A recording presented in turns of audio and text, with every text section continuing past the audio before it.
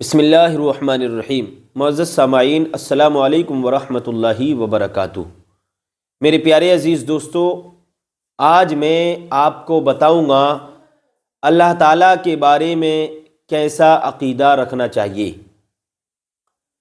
جو دنیا کے اندر عوام کے اندر عوامی غلط فہمیاں ہیں، میں آج اس میں سے کچھ باتیں آپ کو بتانے والا ہوں۔ میرے عزیزو، اس بات پر غور کرنا ہے، توجہ دینا ہے، دھیان دینا ہے اور ویڈیو کو پورا دیکھنا ہے کہ کہیں آپ کے اندر تو یہ کمی نہیں پائی جاتی ہے جو میں ابھی آپ کو بتانے والا ہوں۔ میرے عزیزو، ویڈیو کو پورا دیکھیے اور ویڈیو کے آخر میں ایک سورت کی تلاوت بھی ہم آپ کو سنائیں گے، اور تلاوت سننے کا فائدہ یہ ہوگا کہ جو صورتیں آپ نماز میں پڑھتے ہیں تو آپ اگر غلط پڑھتے ہوں گے تو آپ کی اصلاح ہو جائے گی۔ میرے عزیزو، آئیے شروع کرتے ہیں۔ بسم اللہ الرحمن الرحیم۔ سب سے پہلے میں عقیدہ بتاتا ہوں۔ پہلے آپ کو یہ بتاتا ہوں کہ اللہ تعالیٰ کے بارے میں کیسا عقیدہ رکھنا چاہیے۔ دیکھیے میرے عزیزو، اللہ تعالیٰ کے بارے میں یہ عقیدہ رکھنا چاہیے کہ اللہ تعالیٰ ایک ہے، اکیلا ہے، اس کا کوئی شریک نہیں، نہ اس کا کوئی بیٹا ہے، نہ اس کا وہ کسی کا بیٹا ہے، نہ اس نے کسی کو پیدا کیا، نہ وہ کسی کا پیدا کیا ہوا ہے۔ وہ ان چیزوں سے پاک ہے، منزہ ہے، بری ہے، سمجھے؟ اور اللہ تبارک و تعالی ہی مستحق عبادت ہے، دوسرا کوئی اس کے علاوہ عبادت کے لائق نہیں ہے۔ اگر کوئی انسان اللہ کو چھوڑ کر کسی اور کی عبادت کرتا ہے، کسی پتھر کی عبادت کرنے لگتا ہے نا، کسی پیڑ کی عبادت کرنے لگتا ہے، کسی پیڑ کے آگے جھک جاتا ہے، کسی پتھر کے آگے جھک جاتا ہے نا، یا کسی اپنے پیر کے آگے جھک جاتا ہے، اس کی عبادت، اس کو سجدہ عبادت سمجھ کے کرتا ہے، تو یہ کافر ہو جائے گا، سمجھے؟ صرف اللہ ہی عبادت کے لائق ہے، دوسرا کوئی اس کے علاوہ عبادت کے لائق نہیں ہے، نہ اس کا کوئی شریک ہے، وہ اکیلا ہے اور ہمیشہ سے ہے اور ہمیشہ رہے گا۔ اس کو کسی نے پیدا نہیں کیا، وہ ہمیشہ سے ہے اور وہ ہمیشہ رہے گا۔ سب اس کی مخلوق ہے، سب اس کے بندے ہیں۔ وہ جو چاہتا ہے کرتا ہے، کسی کو امیری دیتا ہے، کسی کو غریبی دیتا ہے، وہ جس کو چاہتا ہے مالدار کر دیتا ہے، جس کو چاہتا ہے غریب کر دیتا ہے، جس کو چاہتا ہے بادشاہ بنا دیتا ہے، جس کو چاہتا ہے وزیر بنا دیتا ہے، جس کو چاہتا ہے، وہ جو چاہتا ہے وہ کرتا ہے۔ اس کے دم میں کوئی دم مار نہیں سکتا، کسی کو یہ جرت نہیں ہے جو اللہ تعالیٰ کے حکم میں دم مار سکے۔ میرے عزیزو، وہ وحدہ لا شریک ہے، وہ قہار و جبار ہے، لیکن یاد رکھنا میرے عزیزو، اللہ تبارک و تعالی رحمان الرحیم ہے، رؤوف الرحیم ہے، وہ کریم ہے، وہ رحیم ہے، وہ فضل کرنے والا ہے، لیکن جہاں وہ رحمان الرحیم ہے، وہ قہار و جبار بھی ہے۔ میرے عزیزو،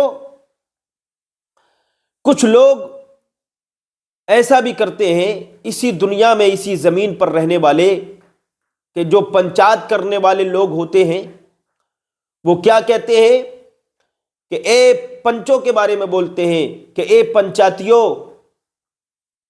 اے پنچات کرنے والوں، اوپر اللہ ہے اور نیچے تم ہو۔ یہ جملہ گمراہی کا ہے، اس سے آپ گمراہ ہو جائیں گے کہ اوپر اللہ ہے اور نیچے تم ہو۔ یہ جملہ بولنے سے پرہیز کرنا چاہیے، ایسا جملہ بولنے سے انسان گمراہ ہو جائے گا۔ اللہ کو بندے سے ملا رہا ہے کہ اوپر اللہ ہے اور نیچے تم ہو۔ پہلی بات تو یہ ہے کہ اللہ تعالیٰ اوپر سے پاک ہے، نیچے سے پاک ہے، دائیں سے پاک ہے، بائیں سے پاک ہے۔ اللہ تعالیٰ، اللہ تبارک و تعالی ہر انسان کی شہرک سے بھی زیادہ قریب ہے۔ اوپر نیچے دائیں بائیں کہنا یہ اس کی شان کے خلاف ہے۔ اوپر کا الفاظ، اوپر کا لفظ، نیچے کا لفظ، ادھر کا لفظ، ادھر کا لفظ بولنا نہیں چاہیے۔ اور یہ کہنا اللہ تعالیٰ کی شان کے بارے میں کہ اوپر اللہ ہے اور نیچے تم ہو، ارے یہ لوگوں کی کیا حیثیت ہے؟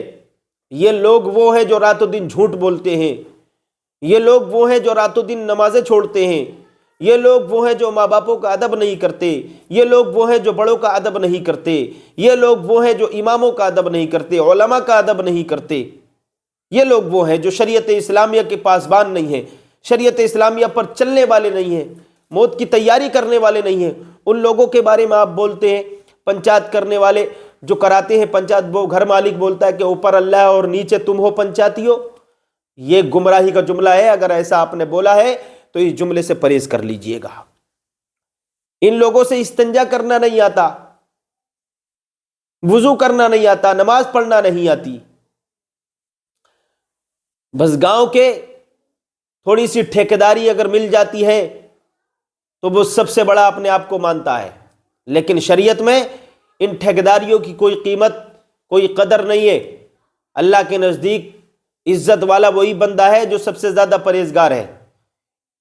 انما اکرمکم عند اللہ اتقاکم، اللہ تعالیٰ فرماتا ہے اللہ کے نزدیک سب سے زیادہ عزت والا وہ ہے جو سب سے زیادہ پرہیزگار ہے۔ تو میرے عزیزو، اگر وہ غریب ہے لیکن وہ نمازی ہے، اللہ کا سچا بندہ ہے، شریعت پر چلتا ہے، تو اللہ کے نزدیک سب سے زیادہ عزت والا وہی بندہ ہے۔ تو آپ مالداری کو نہ دیکھیں، آپ پیسوں کو نہ دیکھیں، آپ اچھے مکانات کو نہ دیکھیں کہ اس کا اچھا گھر ہے، اچھی بلڈنگ ہے، پیسے والا ہے، گاڑیاں چل رہی ہیں اور اس کی اتنی زمین ہے، یہ نہ دیکھا کریں، بلکہ آپ یہ دیکھیں کہ یہ نبی کا سچا وفادار ہے، اللہ کا سچا بندہ ہے، نمازوں کو پڑھتا ہے، اپنے مال کی زکوٰۃ دیتا ہے۔ اگر وہ اپنے مال کی زکوٰۃ دیتا ہے، اللہ کا سچا بندہ ہے، شریعت اسلامیہ پر چلنے والا ہے، تبھی آپ اس کے پیچھے پیچھے چلیں۔ اگر ان باتوں پر وہ نہیں چلتا ہے تو آپ اس کا پیچھے چھوڑ دیں، اس لیے کہ کسی کہنے والے نے کہا کہ اچھوں کی صحبت اچھائی سے بہتر ہے، اچھوں کی صحبت اچھائی سے بہتر ہے اور بروں کی صحبت برائی کرنے سے بری ہے۔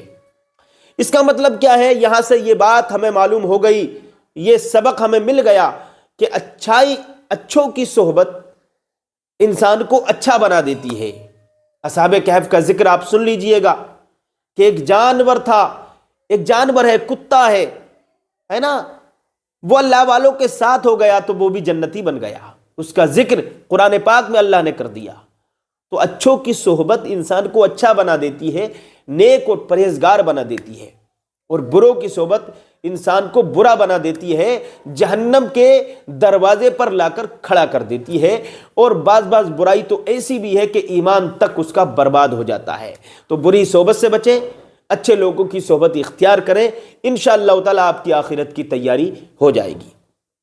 تو میں عرض کر رہا تھا کہ اللہ تعالیٰ کی شان میں ایسا لفظ بولنا گمراہی ہے، تو ایسے لفظوں سے پرہیز کریں۔ اللہ تعالیٰ کی شان میں ایسے لفظ بولا کریں، اوپر اور نیچے کا نہ بولیں، بلکہ بولیں اللہ تبارک و تعالی، خدائے تبارک و تعالی، اللہ پاک، اللہ جل مجدہ الکریم۔ اگر کوئی آپ کو پریشانی آ جائے تو پریشانی میں گھبرانے کی ضرورت نہیں ہے، پریشانی تو اللہ والوں پر بھی آئی ہے۔ پریشانی میں حضرت علی فرماتے ہیں کہ جو بندہ پریشانی میں صبر کر لیتا ہے تو سمجھو کہ اس کا اچھا وقت آ گیا ہے۔ میرے عزیزو، دو باتیں ہیں، پریشانی دو طریقے سے آتی ہے۔ ایک تو اس کے سامنے پریشانی آتی ہے کہ جو نیک کام کرتا ہے، شریعت اسلامیہ پر چلتا ہے، اللہ کا سچا بندہ ہے، ایک تو اس کے آگے پریشانی آتی ہے، اور ایک اگر کوئی اللہ کا گناہ گار بندہ ہے اس کے آگے پریشانی آتی ہے۔ تو یہ دو صورتیں ہیں۔ اس کیا وجہ ہے؟ نیک کے پاس پریشانی کیوں آتی ہے اور برائی کرنے والے کے پاس، برے کے پاس، گناہ گار کے پاس پریشانی کیوں آتی ہے؟ تو میرے عزیزو، یہاں پر میں بتا دوں آپ کو کہ اگر اللہ کا نیک بندہ ہے اور اس کو کوئی پریشانی آ جائے، دقت آ جائے، کسی آزمائش میں وہ پڑ جائے، کسی پریشانی میں وہ پھنس جائے، کسی دقت میں آ جائے، وہ بیمار ہو جائے، تو سمجھو کہ اللہ کی طرف سے یہ اس کے لیے امتحان ہے۔ تو اس کو پریشانی میں صبر کرنا چاہیے۔ اے اللہ تیرا شکر ہے، اے اللہ تعالیٰ اپنے حبیب کے صدقے میں اس پریشانی کو دور فرما دے۔ یہ تو نیکوکار بندے کی بات ہے، اور جو گناہ گار ہے تو اس کے سامنے جو پریشانی آتی ہے تو گناہ کرنے کی وجہ سے آتی ہے، تو وہ سمجھ جائے کہ میں گناہ کر رہا ہوں، اس وجہ سے یہ پریشانی آ رہی ہے، اور گناہوں سے توبہ کر لے، سچی توبہ کر لے گا تو اللہ تعالیٰ اس کی توبہ قبول فرمائے گا، اور اس کا شمار بھی نیک بندوں میں ہو جائے گا۔ اب یہ چند باتیں تھیں جو میں نے آپ کو بتائی۔